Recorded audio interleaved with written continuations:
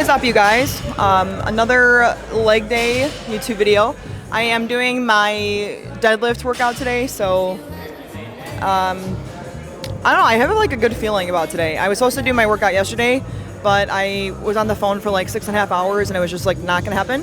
So I'm gonna take you guys through this workout. It's gonna be, I would say, a mixture of tips, some important cues I would say that have helped me when it comes to these, I would say, like specific exercises. And yeah, let's hope that I have a great deadlift day, because I like really need one from my own ego. So She's too scary. My hope is fun like Jackie Brown. She's too down. Will you be my leading lady? I want a contract down. There we go. Come on. Keep it tight.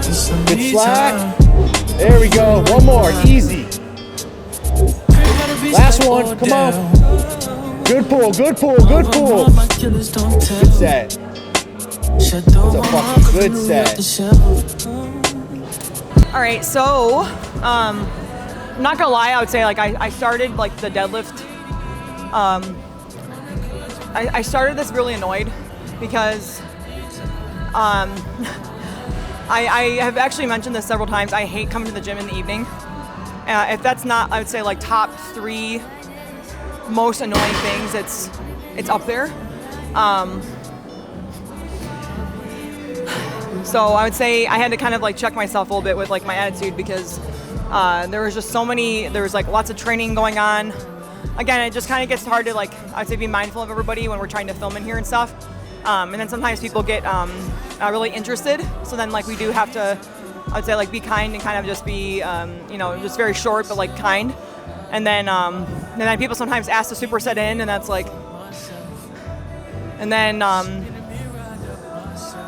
lots of yelling going on. So anyways, you guys get the gist. I would say just, I have noticed that my anxiety, I think, starts to spike when like I feel like there's just like so much commotion going on like around me, especially when we're trying to film and stuff. So I have to like get in the zone, like I have to kind of get mad, I have to like go to that place. To be honest with you, every single time I would say, like, especially like when I squat and deadlift, like I mentally have to like really piss myself off. Like I have to think about either like a thing or how I really got screwed over in my life or something, and I remember how I feel in that moment, and I try to like get myself like in that, So set 3, I did 365 for 4. I really, honestly, it felt heavy today. I feel like it didn't look heavy, but it did feel heavy. Been having some issues with like my scaps. Like I have a lot of knots, I guess, in between all the shit. So it was kind of like, I felt like when I was pulling, I kind of feel like that tightness back there. So I definitely need to get some more, I would say, massages. But the funny thing is I've like been deadlifting for 7 years, and I would say, remember like my first powerlifting meet. And it's really just, I would say, sometimes when I'm doing the sets, sometimes it kind of takes me back there to like, like my 20-year-old self, and I'm like, damn, I no idea what the fuck goes on half the time, but I still work out at least, so like that's, like that's a plus. So but yeah, I would say some important cues, if you guys are here to listen to cues instead of listening to me like fucking bitch and ramble, I have no idea. I'd say some important cues, you guys, if you're trying to deadlift and you're actually trying to not injure yourself and like just throw your whole back out, like you need to learn how to properly brace. If you have the I would say like the privilege of like having someone coach you with how to brace, please, like I would say, like utilize that. There's plenty of information on, I would say, social media to teach you how to brace. That's like, I would say, one of the most important things when it comes to deadlifting. I see people kind of just like walking up and then just like pulling it. Like that's not what you're supposed to do. Sometimes people can get away with that, but I'd say those injuries do creep up. And I would say, if you've noticed, if you've been following me for a long time, or just even like the last couple of years, I don't really get injured like that. I haven't thrown my back out, and I would say that, because of that, I would say it's because I've really drilled into my form. For those, you might comment and say, do conventional. I'm not going to. My leverages are not great for that movement, I would say. I focus on sumo because this is the best way for me to actually isolate my hamstrings and my glutes. Again, everyone's body type is different. I know that my conventional would not be as strong as my sumo. Like that's, I would say, very obvious. But it's like just do the lifts that work for you. I just have very long legs, and so for me to pull conventional, I don't have like the same, I would say, arm length as I do legs, and so it's a very awkward kind of like an RDL movement, and it just doesn't feel great. As you notice too, like when I'm doing the deadlift, you see that my toes are actually slightly pointed out. This kind of just actually helps me activate my glutes. And again, I would say the confusing thing for me when I actually started deadlifting was learning how to lift heavy while also one, controlling it, which honestly I didn't even do up until like last year, if I'm being honest. And then also I'd say the next thing would be trying to remember, like when I'm trying to lift heavy, to still feel it where I'm supposed to feel it. I think sometimes we get so caught up in trying to I'd say lift a PR that we forget like the intent behind why we're actually lifting that weight. So it's just really important, I would say, that with whatever weight you're doing, just make sure you're when you're going into that set, like you still need to be activating your muscles. Otherwise, like you're just kind of picking up and putting it down.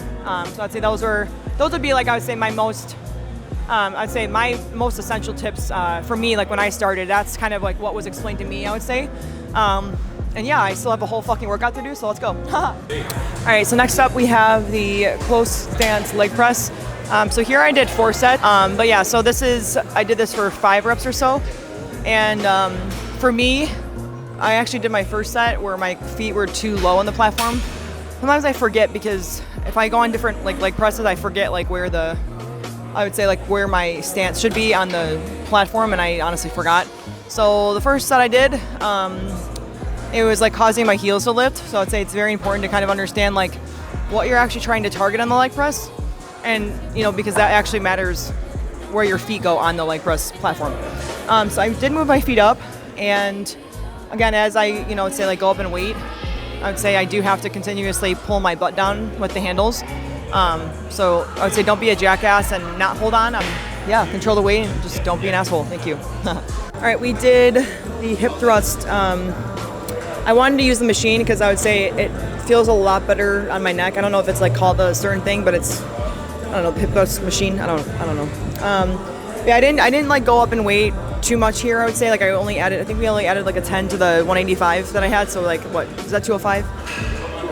Okay, yeah, 205. I'm really bad at math, so I have no idea. But yeah, we did 15 reps here, 3 sets, and I would say the biggest thing here is this movement is not hard, but I would say like when you're doing this, make sure you're trying to pull your hips all the way through. That was kind of like one thing I had to kind of like humbly learn, when I actually like adding these into my workouts. And for those that do know, I honestly in my fitness journey, I never really focused on this because again, I would say my goals were more strength, so now it's more so like I'm kind of like isolating, and I already have the foundation, and I would say that's kind of why, in my opinion, I'm able actually to see the progress that I'm able to see. So just put your hips all the way through. Don't try to like put like 5 plates on here and you're kind of just like, looks like you're just like bouncing it. Like it just looks dumb. Like just don't do that. Just, try to do this for your glutes, not for like your ego. Okay, it's Lucas here, and I'm gonna give you more of an in-depth explanation of a weighted 45-degree hyperextension. The first thing to notice with Miranda is her foot placement. Her feet are as close as possible and her toes are straight. She's not slightly pointing them out. For Miranda, this positioning is best for her to get the glute and hamstring engagement she's looking for. She's looking to target that ham glute insertion, and this foot placement helps her target that most effectively. I like to think of this movement as a supported hinge. You're driving your hips back as you lower your body down, and then you're driving your hips through, squeezing your glutes as you bring yourself up. Your glutes are the primary worker of this movement. And that is the best way to think of the movement patterning, and Miranda performs this very, very well. You can see that she's pulling from her glutes to bring herself up, and then she's hinging her hips back as she lowers herself down, feeling a good stretch right in that ham glute insertion. All right, last movement of the day, we have hamstring curl. I would say this movement is really not complex, but I would say you can make it complex, I would say, if you do it wrong. Obviously there's many ways to do it, so take that for, I'd say, a grain of salt. I'd say when I'm laying down on the actual, I would say pad, for years, what I did wrong was I would say I overemphasized arching my back like this way.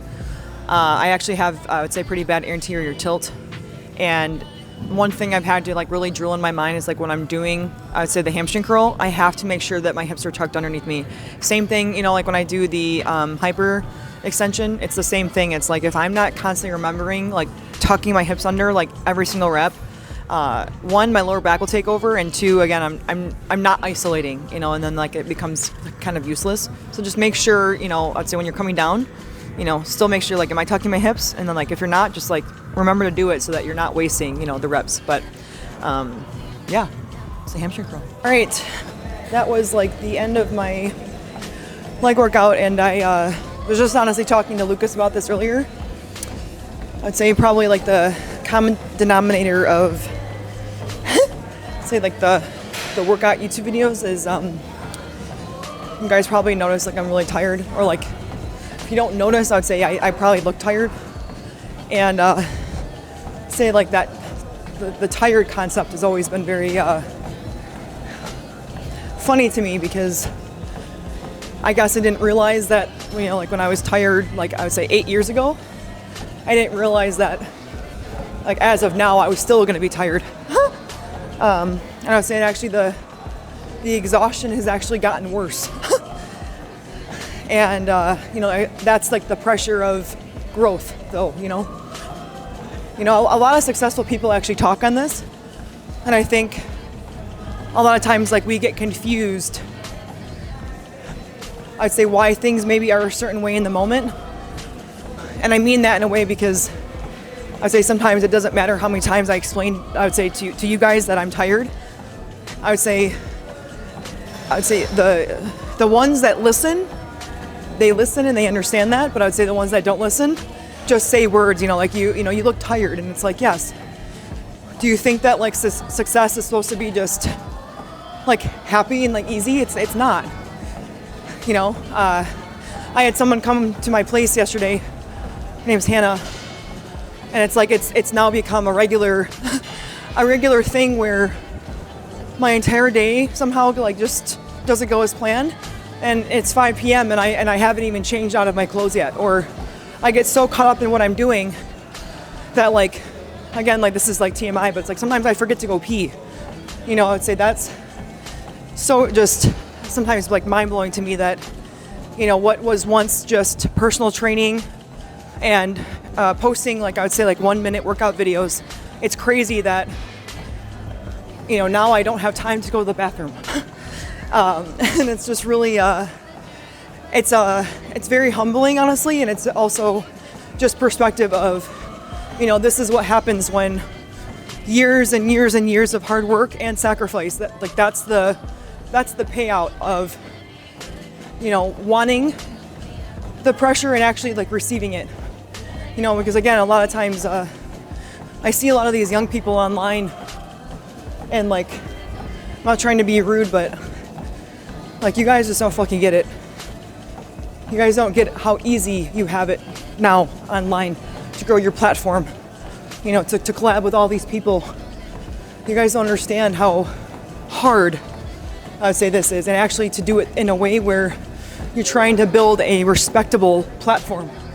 I'm not talking about just building a platform, I'm talking about that word respect.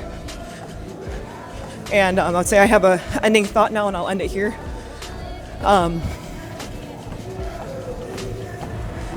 So I started a subscription, and if you're interested to kind of have some daily reminders, motivation, some inspiration, it's all gonna be random, honestly. Whenever I think of something, I'm just gonna film myself, and like that's just gonna be what it is. So I have a subscription on my Instagram, and it's $4.99. And I'm trying to think in my mind, like I would say like the nicest way to say this. There's two types of people in the world. There's people that have the power to maintain having a respectful image, and again, perceive that how you choose, where I can still capitalize on myself, my growth, my strength, my weaknesses even, and I can actually still hold my integrity doing that. And then there are other people that don't do that. So again, it's more so just, you know, we get to choose who we want to be. And yeah, the word respect, I don't take for granted. So I will end that there. I appreciate you guys. I try to say this every video because again, it's not expected, I would say, to, you know, have you watch. It's not expected to get thousands of views on a YouTube video, you know. So I'd say I just want to make sure that you guys feel, I would say, the mutual appreciation on my behalf, because ultimately I'm not here without you choosing to watch this and you supporting me. So you know, this wouldn't be possible without you, so thank you. I believe we're doing a 5 million giveaway soon. I don't think it will be posted by this time, so I think that's fine. But you know, I'm really fucking tired and busy all the time, and you know, we're just getting started. I would say in the, like, I would say more of the fun shit, you know. And it's taken us 8 years to do this. 8 years, lots of tears. I still cry. So, anyways, I appreciate you guys, and I will catch you guys on the next one. Bye.